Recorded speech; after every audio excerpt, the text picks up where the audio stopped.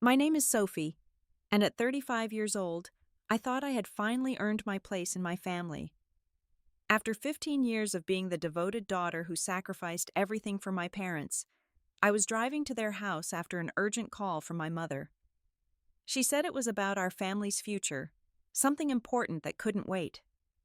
I genuinely believed this would be the moment they'd acknowledge everything I'd done. Instead, I was about to walk into the biggest betrayal of my life. Before I continue with what happened that day, I'd love to know where you're watching from. Are you someone who's also given everything to family? Please hit that like button and subscribe if you want to hear how standing up for yourself can change everything. Because what I'm about to share might just give you the courage to do what I should have done years ago. That morning started like so many others over the past 15 years. I was preparing breakfast for my daughter Lily when my phone rang. It was my mother, Carol, and her voice had that particular tone she used when she wanted something important. She insisted I come over immediately, saying she and Dad had made some crucial decisions about the family's future. As I drove through the familiar streets of suburban Ohio, my mind wandered back through all those years of dedication. You see, 15 years ago, I made a choice that shaped my entire adult life. I had just received an incredible job offer in New York, a position that would have tripled my salary and launched my career into the stratosphere. But that same week, my father Robert had his first heart scare. I still remember sitting in that sterile hospital room, watching my mother cry as she held his hand. My younger brother Mark was nowhere to be found, busy with his new real estate venture in California. He'd called once, asked if Dad was going to be okay, then said he had a crucial meeting and couldn't make it back. That's when I made my decision. I turned down New York and stayed in Ohio. My parents needed me and family came first. That's what I told myself as I watched my college friends climb corporate ladders while I took a teaching position at the local elementary school. Don't get me wrong, I love teaching, but I'd be lying if I said I never wondered what could have been. Over the years, my role in the family became crystal clear. Every Tuesday and Thursday, I drove my mother to her grocery shopping and errands. She never learned to drive, and Dad's eyesight wasn't what it used to be. Saturdays were for taking Dad to his doctor's appointments.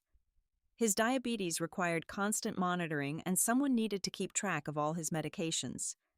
Sundays meant family dinner at their house, which really meant I cooked while Mom supervised and criticized my seasoning choices. The financial support started gradually. First, it was just helping with groceries when Dad's pension didn't stretch far enough. Then their roof started leaking during a particularly harsh winter. The quote came in at $15,000, and their savings account held exactly $2,000. I remember the look of shame on my father's face when he asked if I could help. Of course I said yes. My husband David and I had been saving for a vacation to Europe, our first real trip since our honeymoon. That money went to the roof instead. The heating system failed the following year. $8,000. There went Lily's college fund starter. The car transmission gave out. $3,000. The medical bills that insurance didn't cover. $500 here, $1,000 there. It added up to more than I want to calculate, but I did it all without keeping score. That's what family does, right? Meanwhile, Mark's visits home became legendary family events. He'd sweep in maybe 2 or 3 times a year, always in a rental car that cost more per day than I spent on groceries per week. His wife Lisa would be dripping in jewelry, their kids Tyler and Emma carrying the latest electronics. Mom would spend weeks preparing for these visits, cleaning everything twice, cooking all Mark's favorite foods, showing him off to every neighbor who would listen. "My son, the successful businessman," she'd say, her chest puffed with pride. "He just closed another $1 million deal." She'd conveniently forget to mention that the same successful son had borrowed $5,000 from them just 6 months ago for a temporary cash flow issue that somehow became permanent, or that the $10,000 they'd given him 3 years ago to invest in a sure thing had mysteriously disappeared without explanation. But Mark could do no wrong. When he forgot Mom's birthday, she made excuses about how busy successful people are. When he missed Dad's surgery because of a golf tournament with potential clients, she understood that business comes first. When I spent 3 months sleeping on their couch after Mom's heart surgery, Cooking, cleaning, managing medications, and helping her shower, it was expected. When Mark sent flowers, it was a miracle of thoughtfulness. My husband David never complained, bless him. He understood family loyalty even when it meant passing up his own job opportunities. Twice he was offered positions that would have required relocation, and twice we turned them down because my parents needed me nearby. "We'll have our time," he'd tell me, holding me close after particularly hard days. "Your parents won't be around forever, and you'll never regret being there for them." Lily grew up thinking grandparents' house was her second home. She'd do her homework at their kitchen table while I prepared dinner. She'd learn to check Grandpa's blood sugar and remind Grandma about her medications. At 10 years old, she was more involved in their care than her Uncle Mark had ever been. Yet when Mark's kids visited, they were treated like royalty, showered with gifts and attention, while Lily was expected to give up her room, her toys, anything the golden grandchildren wanted. The week before this fateful meeting, things had seemed especially good. Mom had complimented my pot roast, saying it was almost as good as her mother's recipe. That was high praise in our family. Dad had thanked me for driving him to his cataract surgery, squeezing my hand, and saying he didn't know what they'd do without me. I'd felt validated, appreciated even. Maybe they were finally seeing all I did. I'd even started to imagine that perhaps they were calling this meeting to discuss their will, maybe to ensure I'd be properly taken care of after all my sacrifices. It wasn't about the money, not really. It was about recognition, about being seen and valued for everything I'd given up, everything I'd done. David and I had depleted our savings so many times for them. We'd postponed having a second child because we couldn't afford it after helping with their expenses. We'd lived in the same small house for 12 years while Mark upgraded to bigger and better properties every few years. As I pulled into their driveway that morning, I noticed Mark's new Mercedes parked outside. It was a latest model, probably cost $80,000 at least. The temporary license plate suggested he'd bought it within the last month. Interesting timing for someone who'd called Dad just 3 weeks ago, mentioning he was having a tough quarter. But then again, Mark's definition of tough and mine were vastly different. For him, tough meant maybe only taking one vacation to Hawaii instead of 2. For me, it meant choosing between fixing our own broken water heater or paying for Mom's new prescription that insurance wouldn't cover. I walked in through the front door using the key I'd had for 15 years. The same key that had let me in at 2 in the morning when Dad fell. The same key I used when I came to check on them during storms. The same key that represented my constant availability, my permanent on-call status. The living room scene that greeted me should have been my first warning. Mark was holding court, sitting in Dad's recliner, like he owned it, gesturing animatedly as he regaled our parents with stories of his latest business venture. Lisa sat perfectly positioned on the couch, her designer handbag prominently displayed, scrolling through her phone with manicured nails that probably cost more than my monthly grocery budget. Tyler and Emma were sprawled on the floor, both absorbed in brand new iPad Pros. "Sophie," Mom exclaimed when she saw me, but her enthusiasm felt forced, like she was an actress who'd forgotten her lines momentarily. "We were just hearing about Mark's new development project. It's going to revolutionize the whole industry, he says." Mark barely looked up from his storytelling. "Hey, sis," he said with that casual tone that suggested I was an afterthought. "Just telling Mom and Dad about the Marina Heights project. 50 luxury condos, ocean views, the works. We're talking $20 million in projected revenue." I sat in the only empty chair, the uncomfortable wooden one from the kitchen that someone had brought in. Of course, even the seating arrangement told the story of my place in this family. "That sounds impressive." I managed, though something cold was settling in my stomach. Dad was looking at Mark like he'd hung the moon. His eyes, still recovering from the cataract surgery I'd arranged and driven him to, were bright with pride. "My boy's really making something of himself," he said to no one in particular. Then, as if remembering I was there, he added, "Sophie's here now. We can tell them both." Mom stood up, smoothing her dress, the nervous gesture she always made before saying something important. "Yes, we should do this properly. Robert, get the documents." Documents. Official papers. My heart started beating faster, but not with excitement anymore. Something was wrong. I could feel it in the way Mom wouldn't quite meet my eyes, in the way Mark was trying too hard to look casual, in the way Lisa had put down her phone to watch. Dad returned with a manila folder, his hands shaking slightly. Not from his medical conditions, I realized, but from nervousness.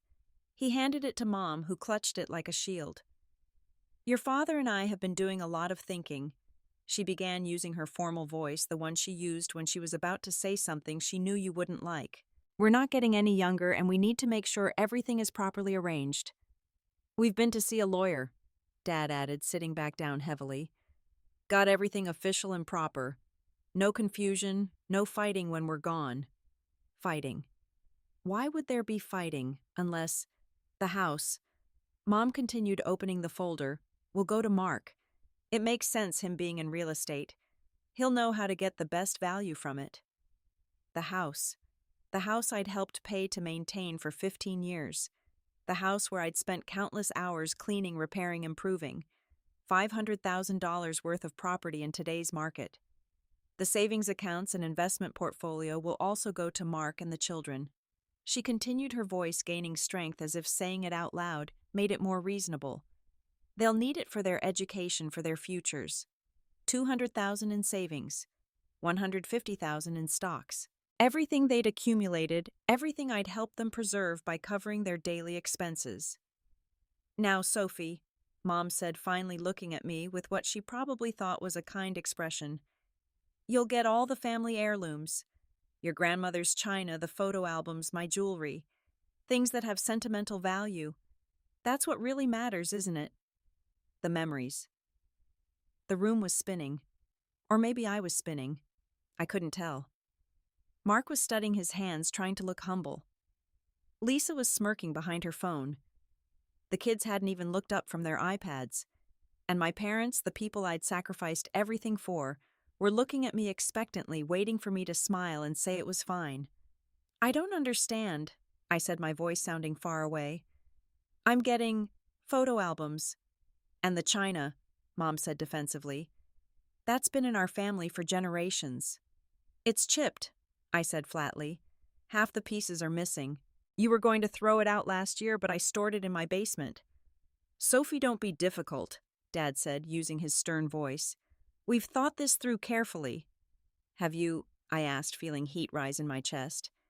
"Did you think about who's been here every single day for 15 years?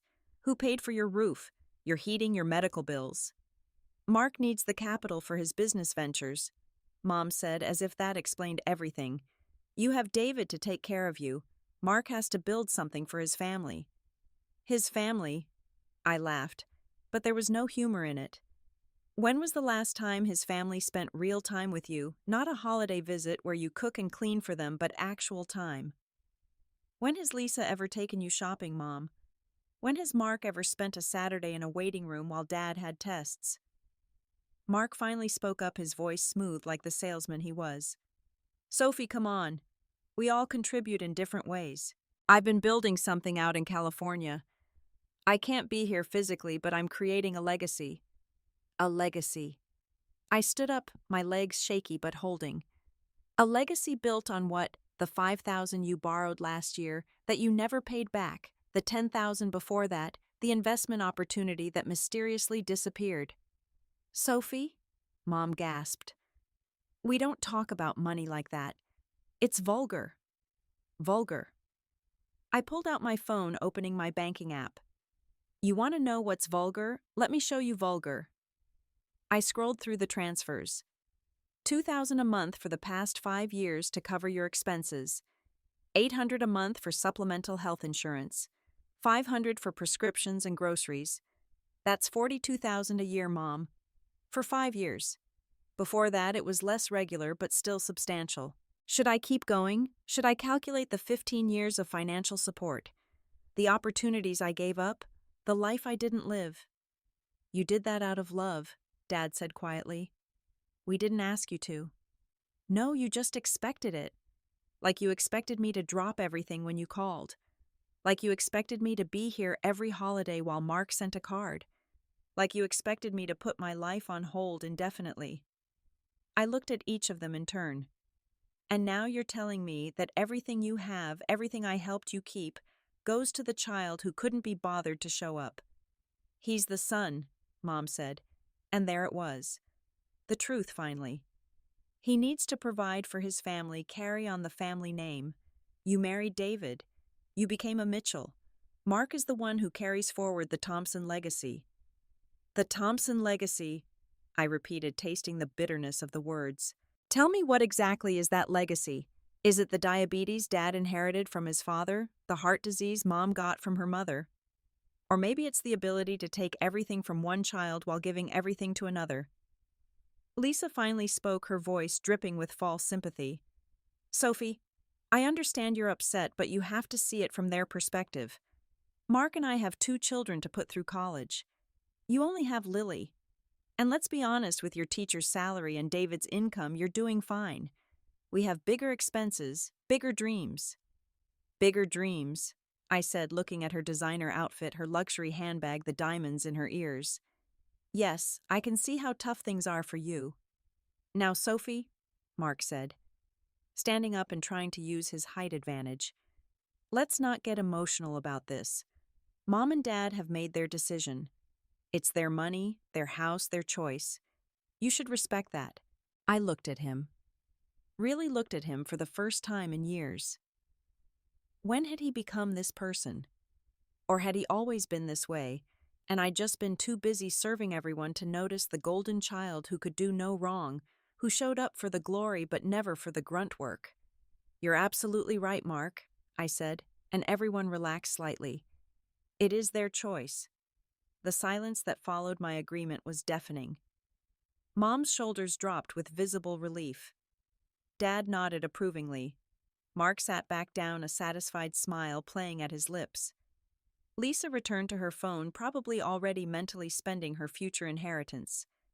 They all thought I'd accepted it, that I'd continue being the good daughter who never complained, never pushed back, never demanded what she deserved. I let them sit in that comfortable misconception for exactly 10 seconds. Then I smiled. Not my usual warm, accommodating smile, but something harder, more final. You're absolutely right that it's your choice, I said, my voice steady and clear. Every penny, every asset, every piece of property. Your choice completely. And you know what, I have choices too. Mom's relief started to fade. What do you mean, Sophie? I mean that since Mark is inheriting everything, then Mark can take care of everything too. I pulled out my phone again, this time opening my banking app with purpose. Let me just make some adjustments here. What are you doing? Dad asked, leaning forward. Canceling the automatic transfers. $2,000 a month to your account canceled. I made a show of clicking the button. $800 for your supplemental insurance, that's gone too. The $500 I transfer for your medications and groceries, no more. Sophie, you can't be serious, Mom said, her voice rising. Oh, but I am. Completely serious. Mark's inheriting everything worth about $850,000, so I'm sure he can handle $3,800 in monthly expenses. That's what less than 0.5% of what he's getting should be easy for such a successful businessman. Mark's face was turning red. That's not... You can't just...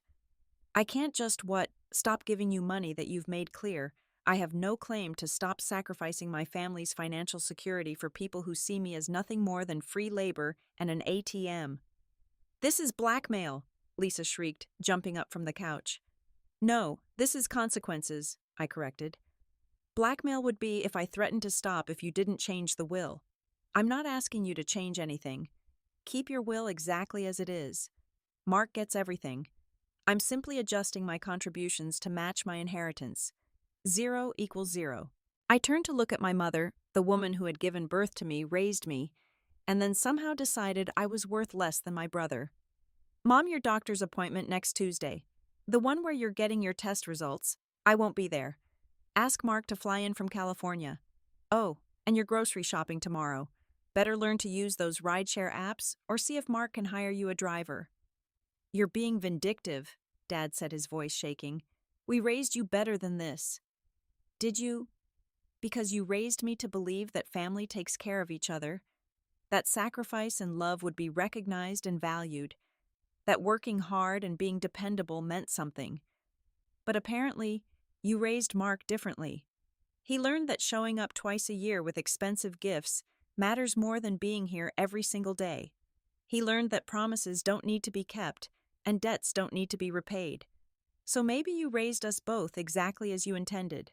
I stood up, gathering my purse, feeling lighter with each passing second. I need to be clear about something. This isn't a negotiation. This isn't me being emotional or throwing a tantrum.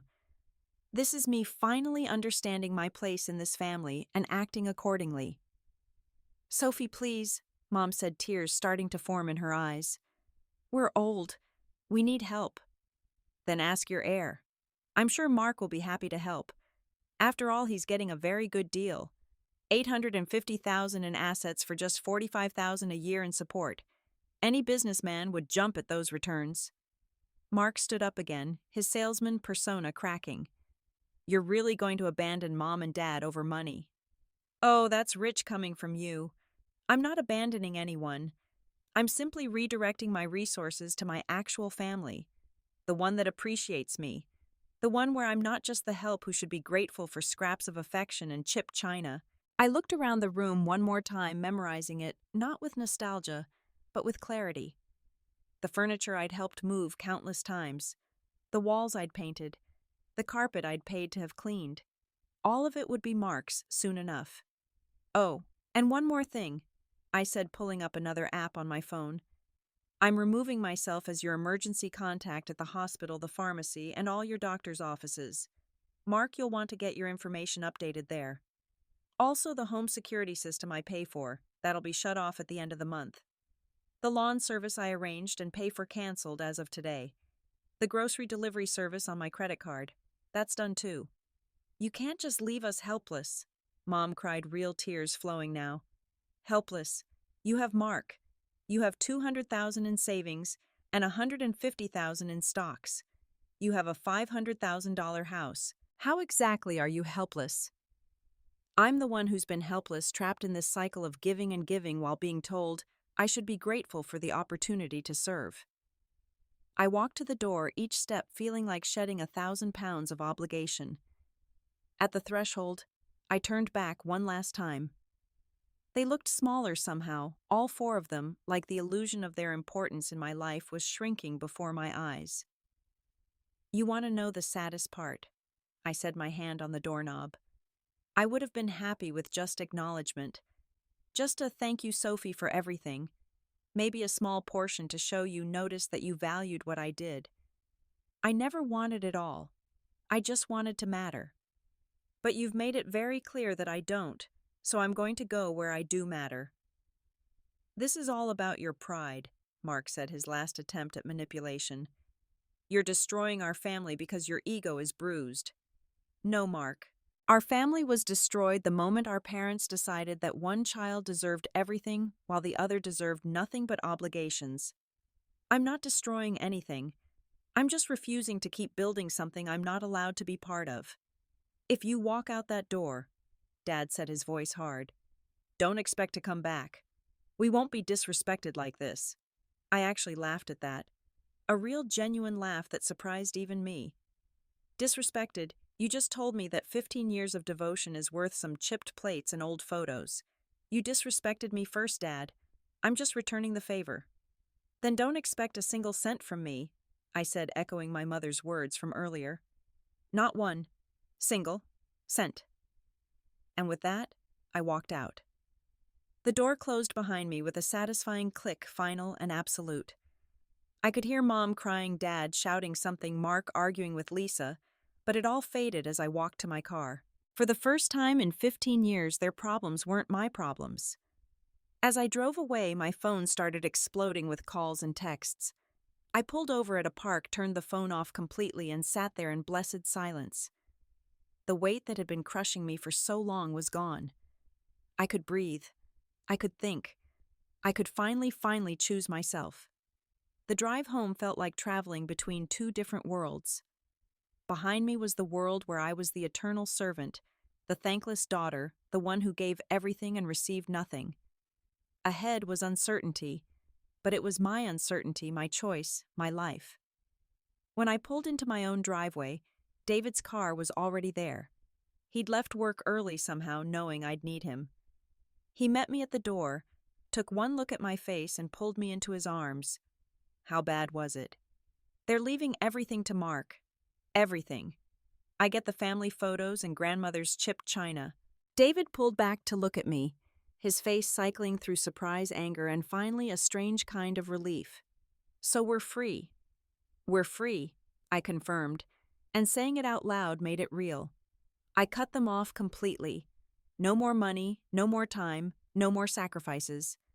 Good, he said simply, and I loved him even more for not questioning it, not suggesting I reconsider, not making me justify my decision.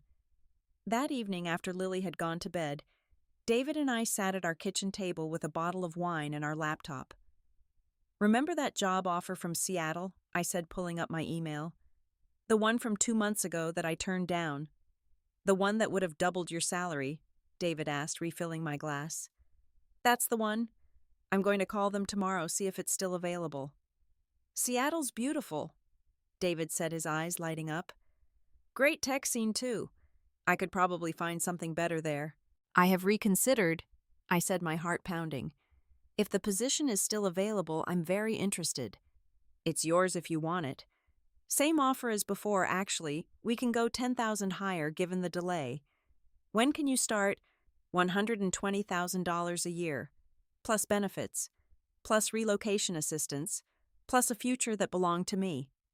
"How does 6 weeks sound? We'll need time to sell the house and relocate." "Perfect. I'll have HR send over the paperwork today." When I hung up, I actually cried. Tears of relief, of joy, of long-delayed recognition of my own worth. David found me like that, crying and laughing at the same time, and joined in the celebration. We were really doing this. We were really choosing ourselves. Meanwhile, my phone had accumulated 47 missed calls. 23 from Mark, 15 from Mom, 9 from Dad. The voicemails ranged from angry to pleading to threatening and back to pleading. I didn't listen to most of them, but one from Mark caught my attention. "Sophie, this is ridiculous. Mom fell yesterday trying to get groceries by herself. She's fine, but she could have been seriously hurt. You need to stop this tantrum and come help. This is your responsibility." My responsibility. Even now, even after everything, he couldn't see the irony. I deleted the message and blocked his number. Then I blocked my parents' numbers too. If there was a real emergency, they had hospitals and emergency services, and they had Mark, their chosen one, their heir. 2 weeks into our new reality, my Aunt Barbara called. She was my mother's sister, but we'd always been closer than my mother and I ever were. She'd watched the family dynamics for years, occasionally trying to hint to my mother about the unfairness of it all. "Sophie, honey, I heard what happened." "I'm sure you got their version," I said, bracing for judgment. "I got their version, Mark's version, and I read between the lines to get the real version. Good for you, sweetheart. It's about time." Really? I hadn't expected support from any of the extended family. Really? I've watched them take advantage of you for years. Watched them praise Mark for doing nothing while treating you like hired help. I've tried talking to Carol about it, but she's got this blind spot when it comes to Mark. Always has, ever since he was born. "I didn't want it to end like this," I admitted. "Of course you didn't. You're a good person. But sometimes being good to yourself means being perceived as bad by people who benefit from your sacrifice. Don't you dare feel guilty for finally choosing yourself." Her words were a balm I didn't know I needed.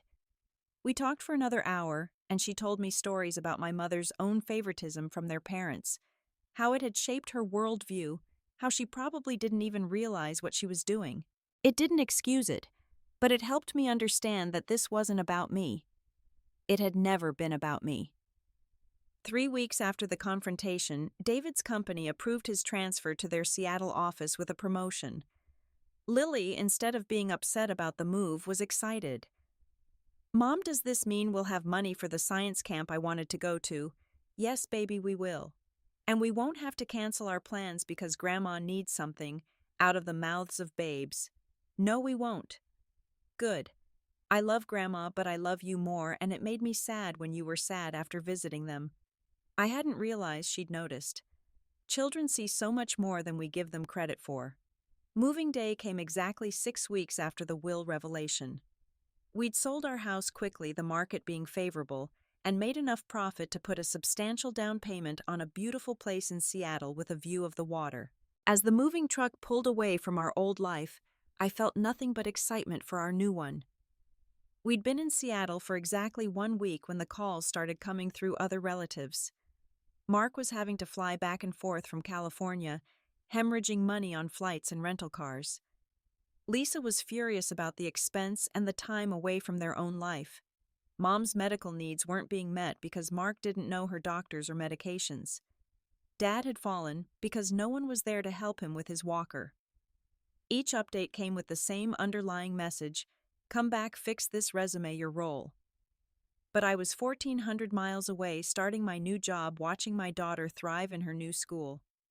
Seeing my husband excited about his career again. There was no going back. 2 months into our new life, I got a call from Barbara again. Thought you should know Mark's been trying to get your parents to take out a mortgage on the house. He says he needs capital for some big investment opportunity. They wouldn't be that foolish, would they? Your mother's already signed. Your father's holding out, but Mark's working on him. He's there every weekend now, suddenly the devoted son when there's money to be grabbed. So the inheritance he was so eager to protect was already being spent, and he hadn't even received it yet. I wanted to feel vindicated, but mostly I just felt sad. They'd chosen this path. They'd chosen him. 3 months in Seattle, and life had taken on a rhythm I hadn't experienced in 15 years. Weekends were ours. Evenings were ours. Money was ours to spend or save as we chose. Lily had joined the robotics club and the swim team. David had received another promotion. I was thriving in my new position, my skills and experience finally being properly valued and compensated. Then came the email from my mother. The subject line was, "Please read," and against my better judgment, I opened it.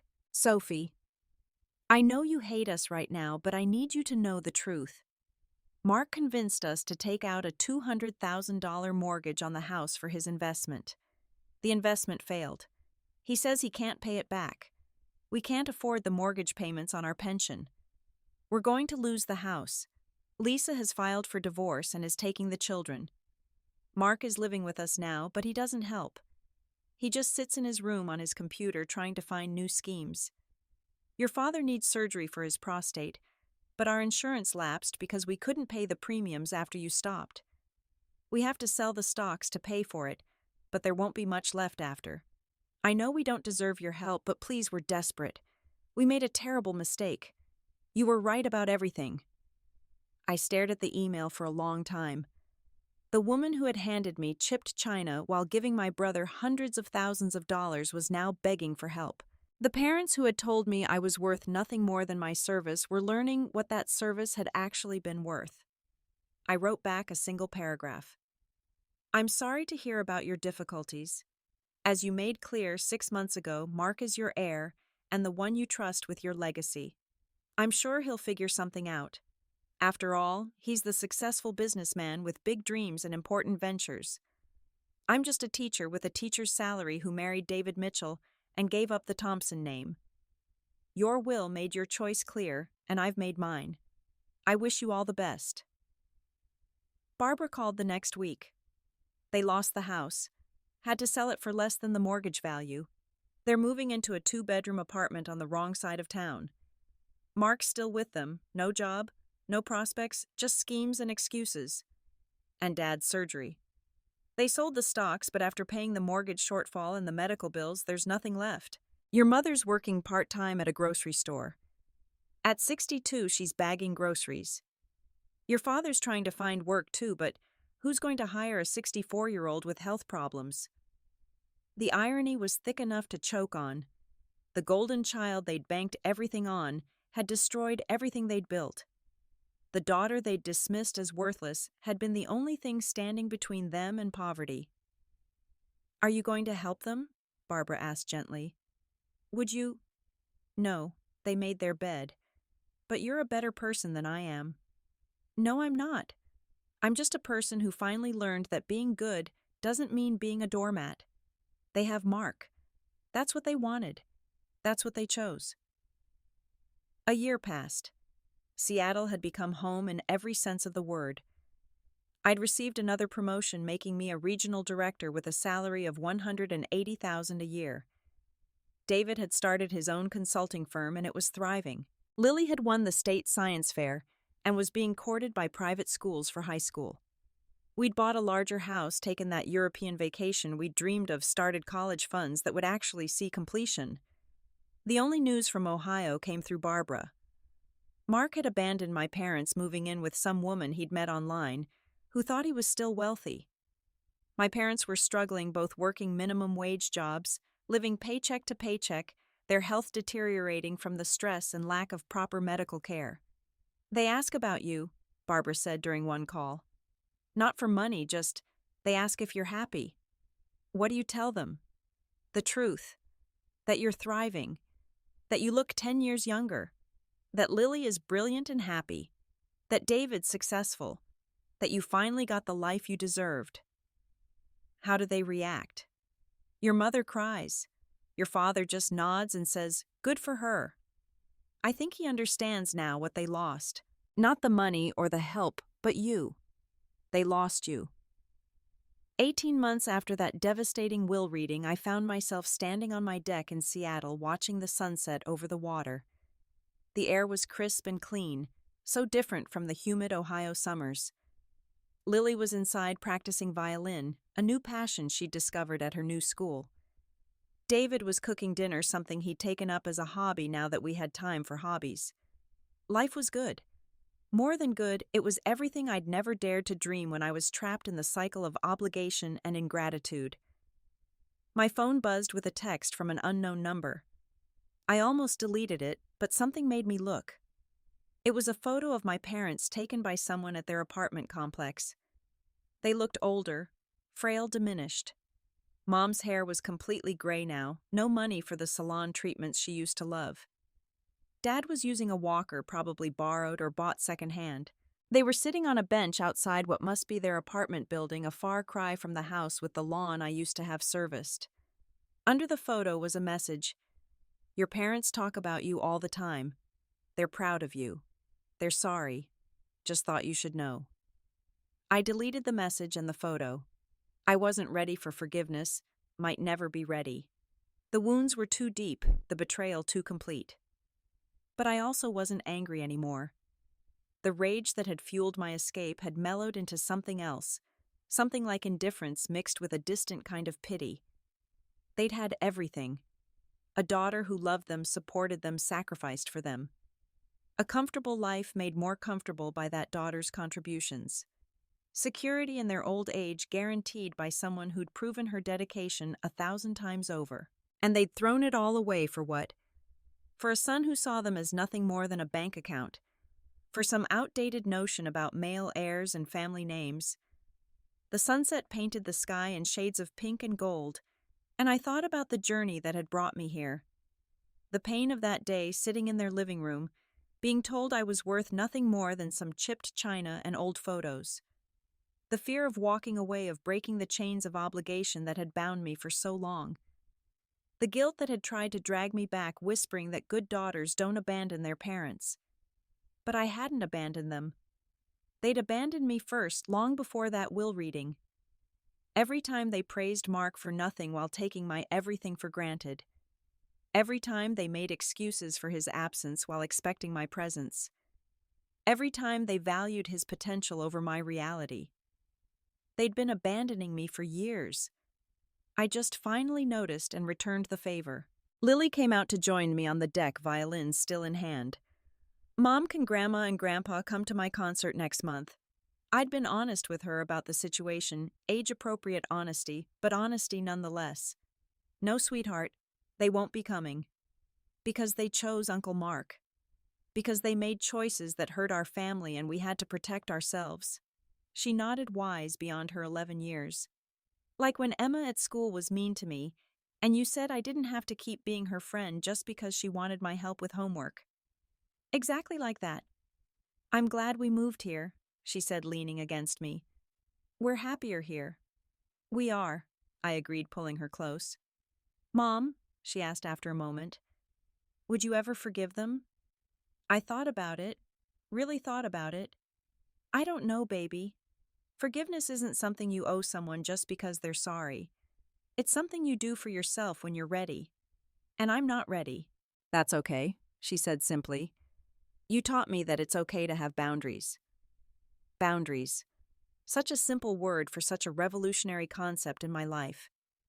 The boundary between obligation and choice, between serving others and serving yourself, between being used and being valued. I'd built those boundaries brick by brick, and they'd become the foundation of this new, better life. 2 years after the will reading, I received a certified letter. Legal documents. My hands shook slightly as I opened them, wondering what fresh manipulation this might be. But it wasn't from my parents or Mark. It was from Barbara. She was the executor of my parents' estate, such as it was. They'd both passed away within weeks of each other, Dad first from a heart attack, Mom following from what the doctors called failure to thrive, but what Barbara called a broken heart. The will was different now. Everything was to be divided equally between Mark and me. The cruel irony was that everything amounted to almost nothing. A few $1,000s in a checking account, some furniture in a rental apartment, photo albums, and yes, grandmother's chipped china that had somehow survived everything. There was also a letter in my mother's shaky handwriting. Sophie, I know you'll probably never read this, but I need to write it anyway. We were wrong. We were so terribly, horribly wrong. You were the blessing we didn't deserve, and Mark was the lesson we refused to learn. We chose fool's gold over real treasure. We valued the wrong things, believed the wrong child invested in the wrong future. Your father knew it first. He wanted to contact you to apologize, to beg for forgiveness, but I was too proud. Now he's gone, and I'm dying, and all I can think about is how we had the best daughter in the world, and we threw her away for nothing. Mark hasn't visited in 6 months. We haven't heard from him since the money ran out. But you visited every day for 15 years, and we treated it like nothing. I'm sorry, doesn't begin to cover it, but I'm sorry. We failed you as parents. We failed ourselves as people. You deserved so much better. Be happy, my daughter. Be free. Be everything we were too blind to see you already were. I cried reading it. Not the ugly body-shaking sobs of grief, but the quiet tears of something finally ending, some chapter finally closing. It didn't fix anything. It didn't undo the hurt or justify what they'd done. But it was acknowledgement finally of what I'd always known: I had value, I had worth, and they had been the ones who were wrong. I called Barbara. I don't want anything from the estate. I figured you'd say that. What should I do with it? Give it all to Mark. He's the one who needed their money so badly. Let him have what's left of it. All of it, even the letter. Especially the letter. Let him read how he was the lesson they refused to learn. Let him know that in the end they saw him for what he was. You're stronger than I would be, Barbara said. No, I'm just done. That chapter of my life is closed. I grieved for my parents years ago when they showed me who they really were. What died last week were strangers who happened to share my DNA. 5 years have passed since that will reading that changed everything. 5 years since I walked out of my parents' house and into my own life. Seattle isn't just where I live now. It's where I've bloomed into the person I was always meant to be. The promotion to regional director led to a vice president position. My salary has more than doubled from those teaching days in Ohio. But more than the money, it's the respect, the recognition, the value placed on my contributions that makes all the difference. David's consulting firm has grown to 15 employees. He travels sometimes for work, but always by choice, always with purpose, never out of obligation. Lily is 16 now. Brilliant and confident, accepted early admission to the University of Washington for a dual program in engineering and music. She's everything I hoped she would be: strong, independent, and absolutely certain of her own worth. We've built a family of choice here. Friends who've become closer than blood relatives ever were. Colleagues who became mentors and then became family. Parents of Lily's friends who became our support system. Holiday dinners are filled with laughter and genuine affection, not obligation and resentment. No one keeps score of who contributed what. No one plays favorites. No one sacrifices their well-being for people who don't appreciate it. Sometimes in quiet moments I think about my parents. Not with anger anymore, not even with sadness, but with a kind of distant curiosity. What were their last days like knowing they'd bet everything on the wrong horse? Did they think of me during those long nights in that small apartment? Did they finally understand that love isn't shown through grand gestures and expensive gifts, but through presence, through consistency, through showing up even when it's inconvenient? Mark disappeared after the final estate settlement. Barbara heard rumors he'd moved to Florida, was working some new angle, some new scheme. Maybe he'd find success. Maybe he'd find another set of parents to charm and disappoint. Or maybe he'd finally have to face the reality of who he was without someone else's money to prop him up. I don't care enough to find out. The grandmother's china sits in a box in my garage. I haven't thrown it away, but I haven't unpacked it either. Sometimes Lily asks about it, and I tell her the truth. It's a reminder that sometimes the things people think have value are worthless, and the things they take for granted are priceless. She says we should donate it to Goodwill, let someone else find beauty in those chipped plates. Maybe someday I will. Or maybe I'll keep it as a reminder of how far I've come. Last month I was invited to speak at a conference about women in leadership. They wanted to hear my story, how I'd risen from a small-town teacher to a vice president of a major corporation. I told them the truth.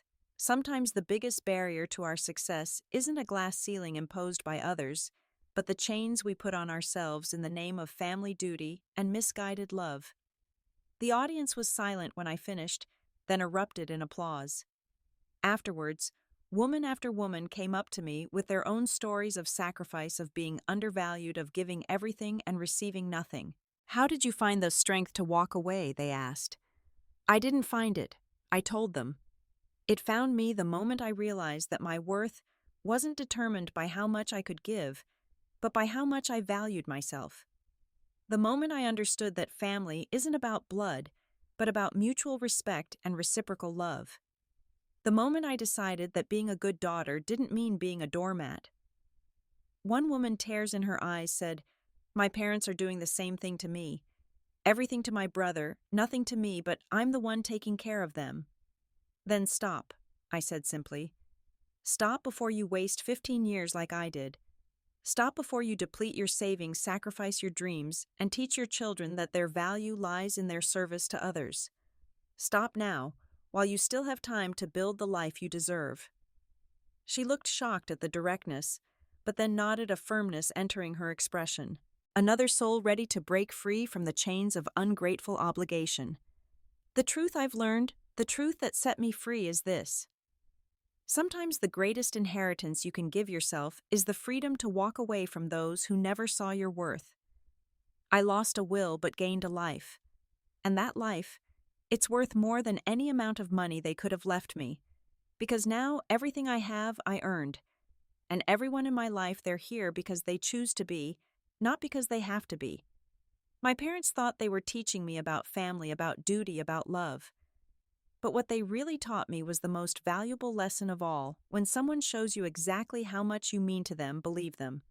And then act accordingly. The sunset over Puget Sound is particularly beautiful tonight, painting the sky in shades of pink and gold that remind me of possibilities of new beginnings of life beyond obligation. Lily is practicing for her senior recital, the violin notes floating through the house like hope itself. David is in his office on a video call with a client in Tokyo, building something real, something valuable, something ours. And me, I'm standing on my deck, breathing free air, living a free life, finally and completely free. My phone buzzes with a text from Barbara. She's coming to visit next month, wants to see our new life, celebrate our success. You did it, her message reads. You really did it. You broke the cycle. Yes, I did. I broke the cycle of thankless giving. I broke the cycle of being undervalued. I broke the cycle of sacrificing my family's well-being for people who saw me as nothing more than convenient support. I broke free. And in breaking free, I found something I never knew I was looking for myself. The real me, not the servile daughter, not the family doormat, not the ATM with a pulse. Just Sophie, valuable in her own right, worthy of respect, deserving of recognition, and finally free to live a life where every contribution is appreciated, every sacrifice is acknowledged, and every person in my life sees me for who I really am. Some people might read this story and think I'm heartless that I abandoned my parents in their time of need. But those people didn't live my life. They didn't spend 15 years pouring everything into a bottomless pit of ingratitude. They didn't watch their sacrifices be dismissed while their absent brother was praised for simply existing. They didn't sit in that living room and be told that everything they'd done meant nothing was worth nothing, deserved nothing. I didn't abandon my parents. I simply returned the energy they gave me. They valued me at 0, so I gave them 0. It's the most honest transaction we ever had. The chipped china remains in my garage, a monument to misplaced values and the price of finally seeing clearly. But my life, my real life, that's here in Seattle with my real family, the one I chose and who chose me back. And that's worth more than all the inheritances in the world. As I stand here watching the sun set on another day of my chosen life, I want to leave you with this thought. You are not obligated to set yourself on fire to keep other people warm, especially when those people are perfectly capable of finding their own matches. Your worth is not measured in how much you sacrifice, but in how much you value yourself. And sometimes, just sometimes, the most loving thing you can do for yourself, and even for them, is to walk away and let them face the consequences of their choices. Because when you finally stop enabling someone else's disrespect, you open the door to your own self-respect. And that more than any will or inheritance is the true legacy we leave ourselves and our children. What would you have done in my place? Would you have stayed continuing to give everything while being valued at nothing? Or would you have chosen yourself, your real family, your actual worth?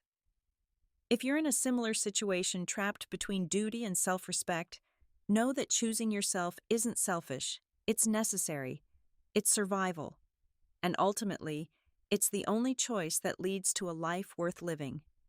Thank you for listening to my story. If it resonated with you, if it made you think about your own relationships and sacrifices, please share your thoughts in the comments. Have you ever had to walk away from family who didn't value you? How did you find the strength? And for those still trapped, what's keeping you there? Please hit that like button if this story touched you, and don't forget to subscribe for more real-life stories about finding strength, setting boundaries, and choosing yourself. Share this with someone who needs to hear that their worth isn't determined by how much they sacrifice for others who don't appreciate it.